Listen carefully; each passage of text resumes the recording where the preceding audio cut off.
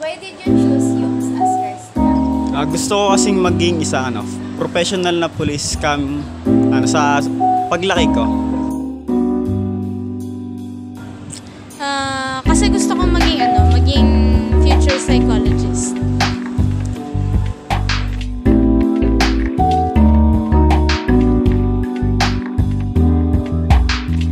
Syempre, I choose YUMS because I want to be a professional teacher.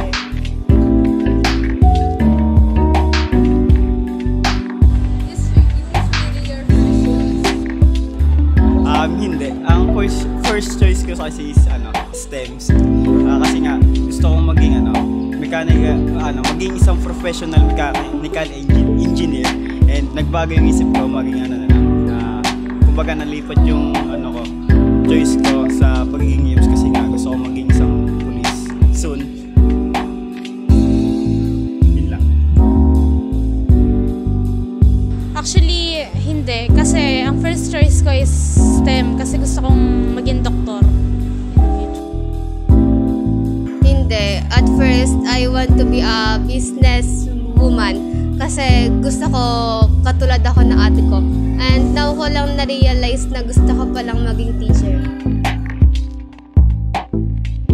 How's your life as a YUMS student? Okay lang. Medyo nahihirapan kasi sa pagiging naninibago kasi sa mga naging classmate ko ngayon. Kumbaga nangangapa pa rin.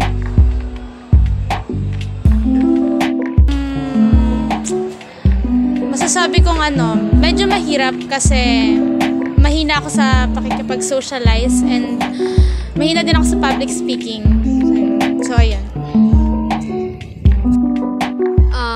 Sa una, masaya. Kaso lang pag patagal ng patagal, mas pahirap ng pahirap na yung maiisip mo na lang na gusto mo nang sumuko. Do you find YUMS hard? Medyo. Kasi medyo. For me kasi is, diba, gusto ko maging isang, police. So, para sa akin, dapat is, gusto ko, i-enjoy ko lang to kasi nga, ang mga, diba, mga police, may mga, about sa, ang, politics or mga government, so, hindi ako medyo nahihirapan. Medyo lang. Oo, gaya nga nasabi ko, mahina ako sa public speaking, which is laging ginagawa sa YUMS. Kaya medyo, nahihirapan ako. Oo. Lahat naman mahirap eh. Siyempre, yung hirap na yon, kapag naging successful ka, lahat ng naranasan mong hirap, mapapalitan ng successful. What are your struggles as a YUMS student? Yung pagiging mahihiyain ko sa harap ng maraming tao. Siguro yung pagiging mahihain ko and especially yung pagiging mahihain ko and yung pagiging mahina ako sa public speaking. Struggle ko is natatakot ako na magsalita sa harap. Like, baka kasi kapag nagsalita ako, i-judge nila ako like mali yung grammar ko. And yan yung gusto kong alisin sa sarili ko.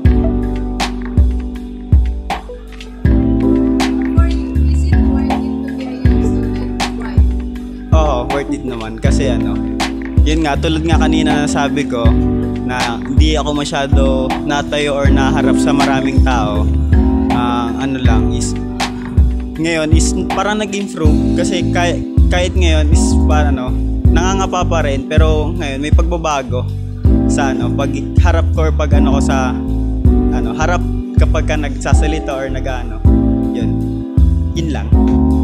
Oo, kasi unti-unti ko nang na-i-improve yung public speaking ko. Yes, worth it naman siya dahil nai-improve ko naman yung mga gawain na hindi ko nagagawa dati.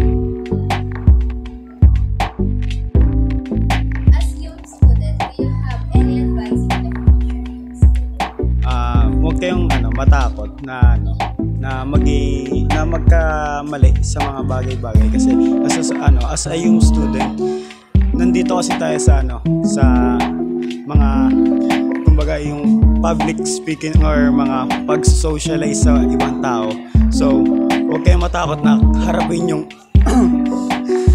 yung takot nyo kasi kapag kayong takot, doon ka natututo, di ba?